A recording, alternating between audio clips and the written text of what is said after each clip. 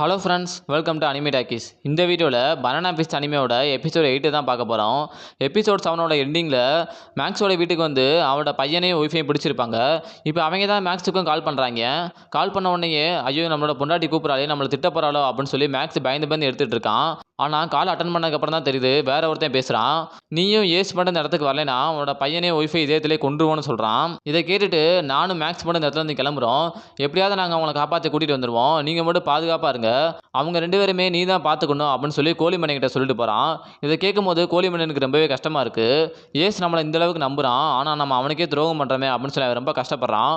வேறு வழி இல்லாமல் உண்மையை சொல்லிடலாமா அப்படின்னு சொல்லி யோசிக்கும் போது அந்த சைனாக்காரன் ஒரு பார்வை பார்க்குறான். வேறு வழி இல்லை, இந்த இடத்துல நம்மளால ஒன்றுமே பண்ண முடியாது அப்படின்னு சொல்லி அவனும் புரிஞ்சுக்கிட்டு சரி பத்திரமா போயிட்டு வா ஏஸ் அப்படின்னு சொல்லி அவனும் சமாளிச்சிடுறான். பரவாயில்ல, நான் நினச்ச மாதிரியே எல்லாமே நடக்குது அப்படின்னு சொல்லி அந்த சைனாக்காரன்னு சொல்கிறான்.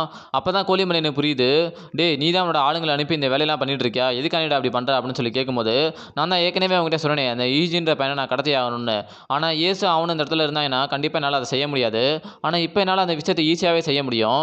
இப்போ நான் சொல்கிற மாதிரி செய்யு, இவங்க 2 பேருமே கடத்திட்டு நான் சொல்கிற இடத்துக்கு கூட்டிகிட்டு வா அப்படின்னு சொல்கிறான். நம்மளோட ஹீரோவும் மேக்ஸும் அந்த இடத்துக்கு ஓடி போய் பார்க்குறாங்க. ஆனால் அங்கே போய் பார்த்தோன்னா போலீஸ் தான் இருக்காங்க. அவங்க 2 பேருக்கு ஏதாவது ஆச்சோ அப்படின்னு சொல்லி மேக்ஸ் பயந்து போய் பார்க்குறான். ஆனால் நல்ல வேலையாக அவங்க 2 பேருக்குமே எதுவுமே ஆகலை. போலீஸ் வந்தோடனே அவங்க எல்லாருமே ஓடி போயிட்டாங்க. அவனோட ஒய்ஃபு ஓங்கி ஒரு அறை விட்டுட்டு அவனையே கட்டி பிடிச்சிக்கிறா. அவர் ரொம்பவே பயந்து போயிட்டதா சொல்கிறா. நம்மளோட ஹீரோவும் அந்த பையன் தனியாக கூட்டிகிட்டு போய் ஒன்றும் கவலைப்படாத, இனிமேல் உனக்கு எதுவுமே ஆகாது, சரி வந்தவங்க எதுக்காண்டி போனாங்கன்னு சொல்லி கேட்குறான். அம்மா ஃபோனில் பேசிட்டு இருக்கும்போது ஜார்ஜ் கேட்டுட்டாரு, அவர் தான் போலீஸ் கால் பண்ணாருன்னு சொல்கிறான். சரி வந்தவங்க எப்படி இருந்தாங்க அப்படின்னு சொல்லி கேட்கும்போது அவங்க அமெரிக்கன்ஸ் மாதிரியே இல்லை, சைனாக்காரங்க மாதிரி இருந்தாங்கன்னு சொல்கிறான். இந்த பக்கம் அந்த சைனாக்காரன் நம்மளோட ஈஜியோட சீனியருக்கு ஒரு காஃபியை கொடுத்துருப்பான்.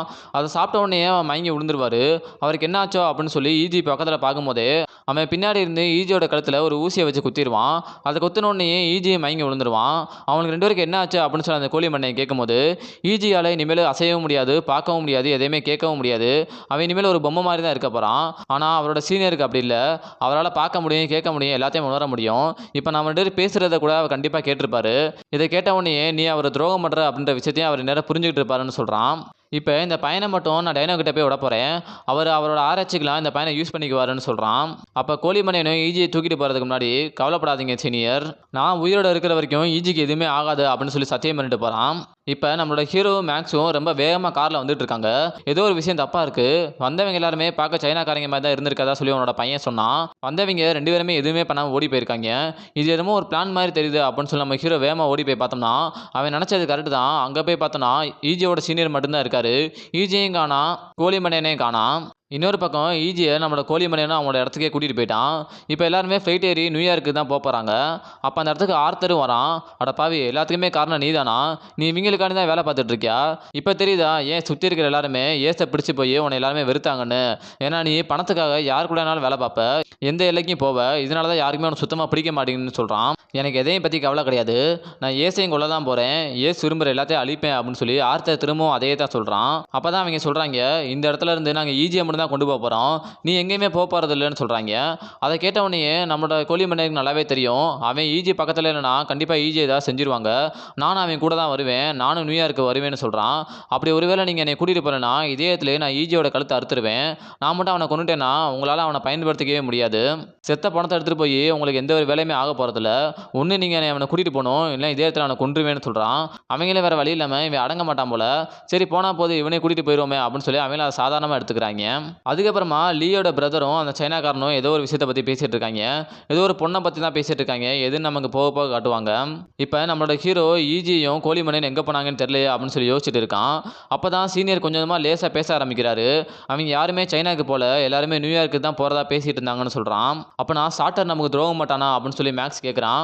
சாட்டர்ன்றது நம்மளோட கோழிமணியனோட பேர் தான். நான் எப்படி இந்த விஷயத்தை யோசிக்காமல் இருந்துட்டேன், நம்ம எல்லாருமே இந்த இடத்துக்கு வந்துட்டோம், கண்டிப்பாக சாட்டரோட அக்காவை அவங்க ஏதாவது பண்ணியிருப்பாங்க, அதை வச்சு அவங்க மிரட்டி இருக்கணும் அப்படின்னு சொல்லி நம்ம ஹீரோ கரெக்டாகவே புரிஞ்சுக்கிறான். அப்போ அந்த இடத்துக்கு ஒரு புதுசாக ஒருத்தன் நடந்து வரான். நீ யாருன்னு சொல்லு, உன்னை கண்டிப்பாக கொன்றுவேன், வெளியே வா அப்படின்னு சொல்லி நம்ம ஹீரோ சொல்லும்போது அவன் உள்ளே வந்தவன், டே நான் தாண்டா உங்களை பார்த்து அந்த கேள்வி கேட்கணும், நீ தாண்டா என்னோட வீட்டில் இருக்கீங்க, நான் இப்போ தான் என்னோட வீட்டுக்கே வரேன்னு சொல்கிறான். அது வேறு யாரும் கிடையாது, இவங்க யாரை தேடி வந்தாங்களோ அவனோட அண்ணன் தான். இவன் தான் அந்த அலெக்சஸ் டாசன். ஆனால் இவங்க தேடி வந்தது அலெக்சாண்டர் டாசன். இவனோட தம்பியை தான் அவங்க தேடி வந்திருக்காங்க. இப்போ டைனோ கவர்மெண்ட்டை சேர்ந்த 2 பேர்கிட்ட பேசிகிட்டு இருக்கான். அதில் ஒருத்தர் ஆர்மியோட கமாண்டராக வேறு இருக்கார். அவங்க 2 பேருமே என்ன சொல்கிறாங்கன்னா, அடுத்த தடவை உன்னோட ட்ரக்கை வச்சு வச்சு நீங்கள் ஏதாவது யூஸ் பண்ணலாம் நினச்சிங்கன்னா அதை முகம் தெரியாத யார் மேலேயாவது யூஸ் பண்ணுங்க. இல்லைனா அது கண்டிப்பாக போலீஸ் கேஸ் ஆகி நம்மளோட விஷயங்கள் எல்லாமே வெளியே போயிருன்னு சொல்கிறாங்க. கவர்மெண்ட்டும் ஆர்மியுமே சேர்ந்து இந்த மாதிரி ஒரு மாஃபியா கும்பலோட தலைவனுக்கு ஹெல்ப் பண்ணிட்டு இருக்காங்க. இப்போ ஒரு சில மெடிசன்லாம் கொடுத்து ஈஜியோட சீனியரை திரும்பவும் அசைய வைக்கிறாங்க. சரி, உன்னோட தம்பியை தேடி தான் நாங்கள் வந்தோம், உன் தம்பி எங்கே அப்படின்னு சொல்லி அந்த ஆபிரகாம் கிட்ட நம்மளோட ஹீரோ கேட்குறான். இங்கே இருக்கிற ஒரு கம்ப்யூட்டரில் நாங்கள் எல்லா விஷயத்தையுமே தெரிஞ்சுக்கிட்டோம். அந்த பனானா ஃபிஷ்ன்ற ஒரு ட்ரக்கை நீங்கள் 2 பேருமே சேர்ந்து தான் கிரியேட் பண்ணியிருக்கீங்க. கண்டிப்பாக அந்த விஷயத்துக்கு நீ உடனே இருப்ப. உன்னால தான் என்னோட அண்ணன் இறந்து போயிட்டான், உண்மையை சொல்லு அப்படின்னு சொல்லி கேட்குறான். அப்போ தான் அந்த கம்ப்யூட்டர் பக்கத்துலேயே சீக்கிரட்டாக ஒரு ரூம் இருந்திருக்கு. அந்த ரூமுக்குள்ளே போய் ஒரு சில விஷயங்கள் எல்லாத்தையுமே அவன் சொல்லவும் ஆரம்பிக்கிறான். என்னோட தம்பி நானும் ஒரு சாதாரண சயின்டிஸ்டாக தான் இருந்தோம். ஒரு லெவலுக்கு மேலே எங்களுக்கு பணத்தாசையும் வர ஆரம்பிச்சிச்சு.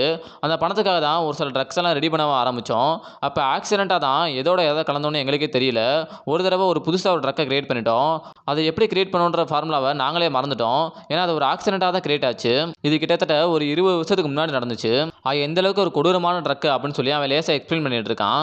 இன்னொரு பக்கம் ஆர்த்தரை காட்டுறாங்க. ஆர்த்தரும் லீயோ உட்காந்து பேசிட்டு இருக்காங்க. அவங்க எல்லாருமே நியூயார்க்குக்கு வரவும் செஞ்சுட்டாங்க. இப்போதான் லீயோட ஃபேமிலியை பற்றி கொஞ்சம் சொல்லிட்டு இருக்காங்க.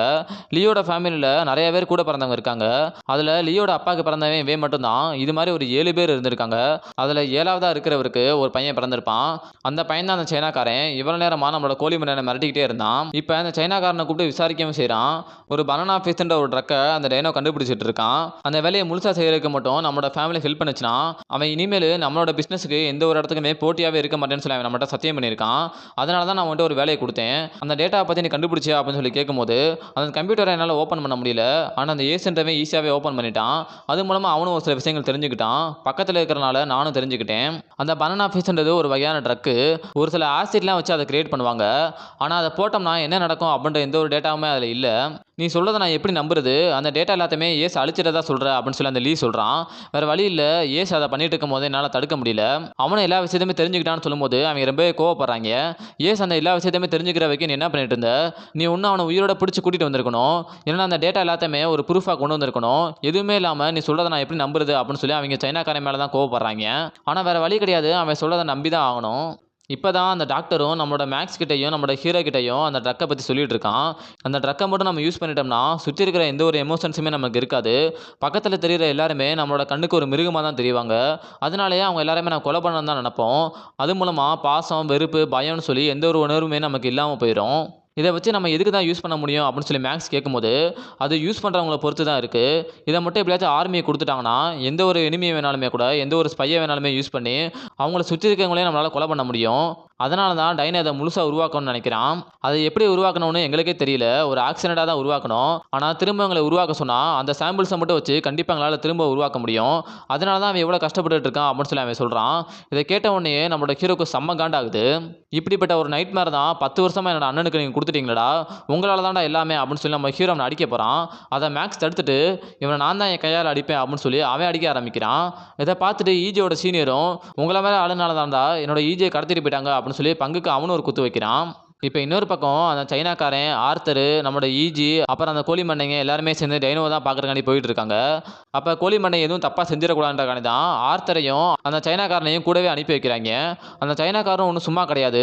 அவனோட ஃபேமிலியில் கூட பிறந்த பெரியப்பா பையன், சித்தப்பா பையன் சொல்லி நிறைய பேர் இருக்காங்க. அவங்க யாருமே இவனை மதிக்கிறதே கிடையாது.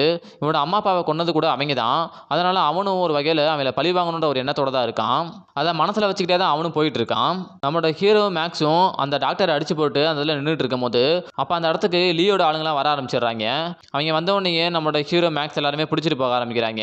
அப்போ அங்கே இருக்கிற ஒரு சைனாக்காரன் சொல்கிறான், சும்மா சொல்லக்கூடாது மேக்ஸ், உன்னோட ஒய்ஃப் பார்க்க ரொம்பவே அழகாக இருந்தான்னு சொல்கிறான். நம்மளோட பையனையும் ஒய்ஃபையும் கடத்த பார்த்தது இவன் தான். அவன் ஒன்றும் சும்மா இல்லை, அவனோட ஒய்ஃப்கிட்டையும் கொஞ்சம் தப்பாக நடந்துட்டு இருக்கான் போல. இதை கேட்டவொடனே மேக்ஸுக்கு பயங்கரமாக கோவம் வருது. ஆனால் இப்போதைக்கு வேறு வழி இல்லை, எதுவுமே பண்ண முடியல. 2 பேருமே நல்லா அடிச்சு போட்டுறாங்க. அடிச்சு போட்டதும் இல்லாமல் அந்த பனானா ஃபிஷ்ன்ற ட்ரக்கை பற்றி ஒரு சில டேட்டாலாம் அந்த இடத்துல தான் இருக்குது. இனிமேல் இது யாருக்குமே தெரியக்கூடாது அப்படின்றதுக்காக அந்த வீட்டையே மொத்தமாக எரிச்சிடுறாங்க. இதே இடத்துல இந்த எபிசோடே முடிக்கிறாங்க. அடுத்த வர எபிசோட்லாம் இன்னும் பயங்கர இன்ட்ரெஸ்டிங்காக இருக்கும். அடுத்த எபிசோட் என்ன நடந்துச்சுன்றதை அடுத்த வீடியோவில் பார்க்கலாம். இந்த வீடியோ உங்களுக்கு பிடிச்சிருந்தால் லைக் பண்ணுங்கள், ஷேர் பண்ணுங்கள், கமெண்ட் பண்ணுங்கள். மறக்காமல் சப்ஸ்கிரைப் பண்ணிட்டு போயிருங்க. பாய்.